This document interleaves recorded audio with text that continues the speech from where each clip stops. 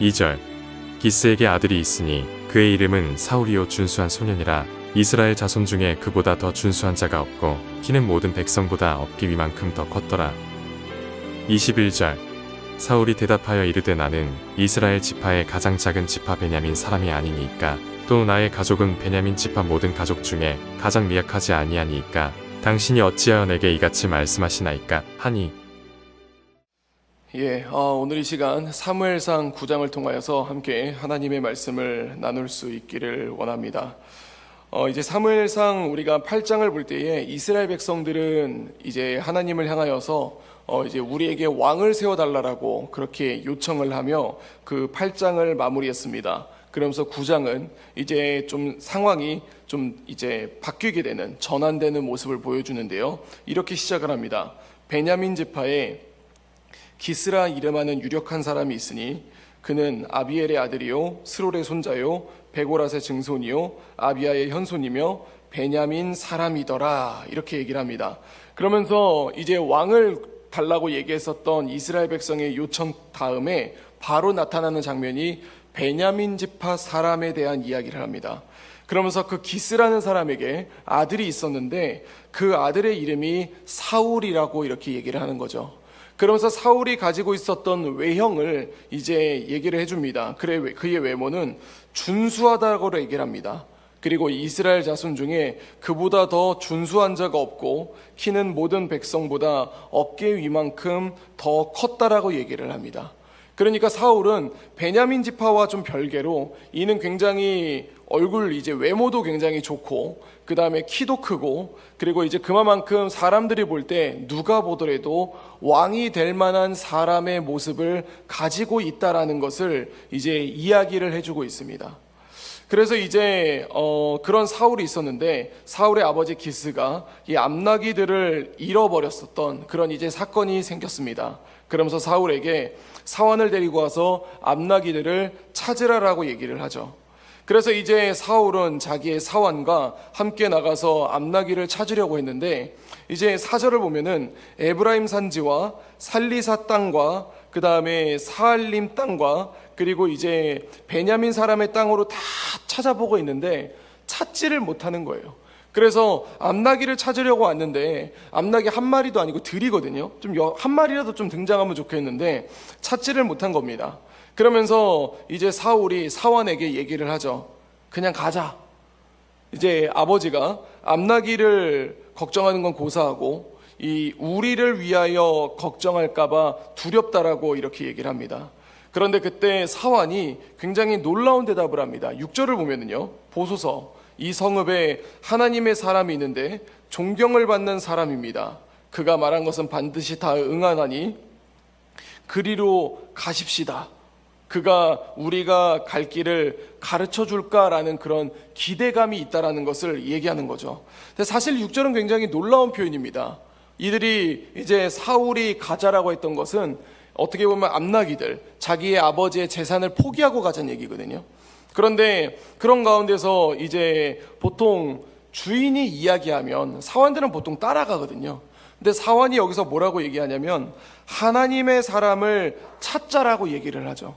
그리고 하나님의 사람이 우리가 갈 길을 안내해 줄지도 모른다라고 그렇게 이야기를 해주고 있습니다. 그러면서 사울은 자기한테 지금 드릴 게 없다라고 얘기를 하지만 사환은 자기에게 은 한 세겔의 4분의 1이 있으니 그거를 내가 드릴 테니까 그 사람에게 나아가자라고 얘기를 합니다. 그러면서 이제 예전에는 선지자라고 하는 자를 선견자라고 불렀다라고 본문에서 알려줍니다. 그래서 사울은 그 사무엘을 만나기 위해 나아갔고 결국 그는 사무엘과 만나게 됩니다.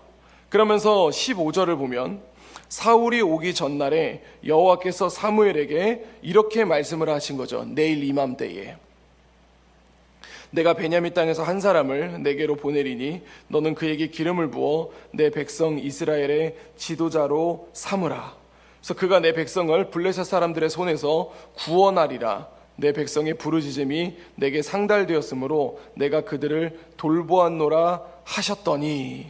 그러면서 하나님은 이제 사무엘에게 사울이 올 것을 알려줬고, 그리고 그가 오면은 기름을 부으라고 얘기를 하고, 그가 이제 이스라엘의 왕이 될 것이며, 그들은 너희가 지금 어려움 속에 속하고 있는 블레셋 사람들의 손에서부터 구원할 것이다. 그래서 백성들의 요청을 내가 듣고, 그리고 내가 그들을 돌보았노라라고 이렇게 얘기를 합니다. 그래서 이제 사무엘은 사울을 보면서 얘기하는 거죠. 여호와께서 그에게 이르시되 보라, 이는 내가 내게 말한 사람이니 이가 내 백성을 다스리리라 라고 이제 하나님이 사무엘에게 얘기를 해줍니다. 그러면서 이제 사울은 암나기들을 찾으려고 온 거죠. 그래서 사무엘을 향하여서 이제 선견자의 집이 어디인지 내게 가르쳐 달라고 얘기를 하니까 사무엘은 내가 그라고 얘기를 합니다. 그러면서 이제 네가 잃어버렸던 암나기를 이제 염려하지 말라라고 그렇게 이제 말을 하고 있습니다. 그러면서 사울은 이렇게 대답하고 있는 거죠. 나는 이스라엘 지파의 가장 작은 지파 베냐민 사람입니다. 또 나의 가족은 베냐민 지파의 모든 가족 중에 가장 미약합니다. 그래서 당신이 어찌하여 내게 이같이 말씀하십니까? 라고 이렇게 답변을 하는 겁니다. 그래서 사무엘은 그에게 요리를 준비하고 함께 식사를 나누면서 마지막에는 단둘이 있게 만들고 내가 너에게 하나님의 말씀을 들려주겠다라고 얘기하면서 사무엘상 9장은 마무리하게 됩니다. 사랑하는 성도 여러분, 우리가 사무엘상 9장을 보면은 이 하나님의 섭리를 우리가 조금 살펴볼 때가 있습니다. 우리는 세상 가운데 살아가면서 계속해서 어떤 가능성을 보고자 합니다. 그러니까 내가 세상에서 잘 살아가기 위해서 내가 어느 정도의 힘을 가져야 된다라고 얘기를 하는 거죠. 능력을 가져야 된다라고 얘기를 합니다. 물론 그 이야기가 틀린 이야기는 아닙니다. 왜냐하면은 우리는 그 능력을 가지려고 굉장히 애를 쓰려고 하지만 그 능력도 사실은 세상 가운데서 굉장히 미약한 부분이 될 수가 있다는 것이죠. 그런데 이제 오늘 본문에서 굉장히 중요한 포인트는 뭐냐면 왕을 요청하는 그런 상황에서 그 다음에 바로 등장한 게 베냐민 지파라는 것입니다. 혹시 우리는 생각할 때에 이스라엘 백성들 가운데 왕을 세운다라고 하면은 그러면은 어느 지파를 생각하겠습니까? 우리는 일반적으로 그 지파들 중에서 가장 강한 지파를 생각하게 될 겁니다. 그런데 하나님은 갑자기 베냐민 지파를 등장시켰다라는 것이죠. 우리가 9장 1절을 볼 때에 9장 1절에 뭐 기스라 이름하는 사람이 있는데 그는 뭐 아비엘의 아들이고 스롤의 손자고 베고랏의 증손이고 아비야의 현손이며 베냐민 사람이더라 라고 이렇게 얘기를 할 때 사실 우리는 이 사람들에 대해서 크게 관심이 없습니다. 그냥 단순하게 사울의 가문이 저런 이 조상들이 있구나 그 정도로 이렇게 알 수가 있죠. 그런데 성경에서 이제 현손, 그러니까 이제 증조부가 아니라 고조부까지 이야기가 나온 것은 그 집안에 대해서 정확하게 이야기를 해주고 있는 겁니다. 그런데 이스라엘 백성들 과거의 내용들을 보면은 자기의 이력서는 결국 족보입니다. 우리 집 족보가 내 이력서가 된다는 거죠. 그러니까 우리가 읽을 때는 그냥 사울의 가문이 이런가 보다라고 생각할 수 있지만 이것을 처음 읽었던 이스라엘 사람들은 이 내용을 보자마자 아니 뭐 집안이 별거 없네? 라고 이렇게 말할 수 있다는 겁니다. 거기에 대한 증거가 21절의 사울의 대답입니다. 사울은 뭐라고 얘기하냐면 우리는 이스라엘의 지파의 가장 작은 지파 베냐민 사람입니다. 그리고 베냐민 지파 중에서도 우리는 가장 미약하다라고 얘기를 하죠. 그런데 더군다나 우리는 베냐민 지파를 잊어버려서는 안 됩니다. 어디서 잊어버리면 안 되냐면 사사기에서 잃어버리면 안 되죠. 사사기를 보면은 온 이스라엘 지파와 베냐민 지파가 전쟁을 했습니다. 거기서 결국 베냐민 지파는 패배를 했고 그리고 베냐민 지파는 완전 그 가운데서 소멸될 정도로 아주 연약해진 것이 베냐민 지파입니다. 그런데 하나님은 왕을 세우는 그 상황 속에서 그 베냐민 지파를 택했고 베냐민 지파에서 가장 작은 집안의 사람을 지금 세우고자 하신다라는 겁니다. 그래서 우리는 이제 본문에 기록되어져 있는 사울의 외모가 있습니다. 2절을 보면 준수한 소년이고 그리고 이스라엘 중에 그보다 준수한 자가 없고 키는 다른 사람의 어깨보다 크다라는 걸 보면서 역시 이게 왕이 될 사람이구나 라고 볼 것이 아니라 그의 가문과 그의 지파를 봐야 된다는 것이죠. 주 안에 사랑하는 성도 여러분, 오늘 우리는 이 본문을 통하여서 무엇을 살펴볼 수 있을까요? 먼저 첫 번째는 사울은 갈 곳을 잃어버린 사람이었다는 겁니다. 분명히 거기에 대한 시작은 암나기들을 찾으려고 이렇게 표현이 되어져 있지만 결국은 그 암나기를 찾으려고 여기저기 다 돌아다니고 있는데 결국은 갈 곳을 알지 못한다라고 얘기를 하죠. 그런데 여기서 굉장히 중요하게 포인트를 보여주는 것은 뭐냐면 그때에 그들이 찾아간 곳은 하나님의 사람을 향해 나아갔다라는 겁니다. 이것은 우리에게 어떤 것을 말해주고 있는가? 우리가 이 땅 가운데 살아갈 때에 교회에서는 이야기하고 또 성경에서는 이야기합니다. 복음으로 살아가십시오. 하나님의 말씀으로 살아가야 됩니다. 라고 할 때에 우리는 생각할 수 있습니다. 어떻게 하나님의 말씀으로 살아가야 된다는 거죠? 어떤 게 복음으로 살아가야 된다고 하는 겁니까? 라고 이제 물어볼 수 있다는 것이죠. 그런데 그때에 오늘 본문은 우리에게 뭘 얘기해 주고 있냐면 하나님의 사람에게로 나아가야 된다라고 얘기합니다. 다시 그 얘기를 하면은 우리는 하나님의 말씀 안에서 우리 삶의 방향을 찾을 수 있어야 된다라는 것이죠. 그러니까 세상에서 말하는 우리가 잘 살기 위해서, 우리가 성공하기 위해서 이걸 갖추고 요걸 갖추고 막 이런 얘기들에 우리가 집중하는 것이 아니라 하나님의 말씀이 나를 어떤 방향으로 이끌어가고 있는가, 그거를 우리가 조금 주목해 볼 필요가 있습니다. 그리고 두 번째는 우리는 사람들 앞에서 정말 세상 가운데서 더 나아갈 존재가 안 된다라고 얘기할 수 있겠지만 하나님은 오늘 사울을 세우고자 하는 것처럼 약한 자를 통하여 하나님은 일하고자 하신다라는 겁니다.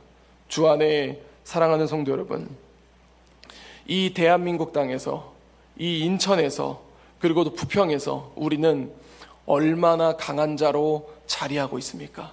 사실 우리가 그렇게 강하지 못할 수도 있고 또 우리 가운데는 이 부평 가운데에 유력자가 있을 수도 있습니다. 그런데 중요한 건 무엇이냐면 세상이라는 곳과 비교할 때 우리는 너무나도 연약한 존재고, 그래서 우리가 세상 가운데 살아갈 때에 복음으로 살아가는 것이 자신이 없다고 할지 모르지만 그럼에도 불구하고 우리가 주 안에서 살아가고자 한다면 하나님은 언제나 약한 자인 우리를 들어서 사용하고자 하신다라는 것입니다. 이제 오늘 하루가 시작됩니다. 오늘 하루 주 안에서 살아갈 때에 주님이 우리를 사용하고자 하십니다.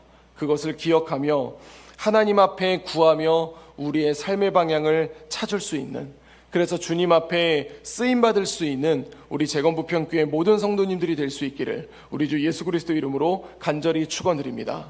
기도하겠습니다. 이제 오늘 받은 말씀으로 함께 기도하겠습니다. 사울의 외모가 준수하고 키가 컸다고 해서 그 당시에 강한 자가 아니라 가문이 아주 미약했던 약자였다는 것을 기억하게 하소서. 세상 속에서 연약한 자인 우리를 통해 하나님의 일을 이룰 수 있게 하여 주시옵소서.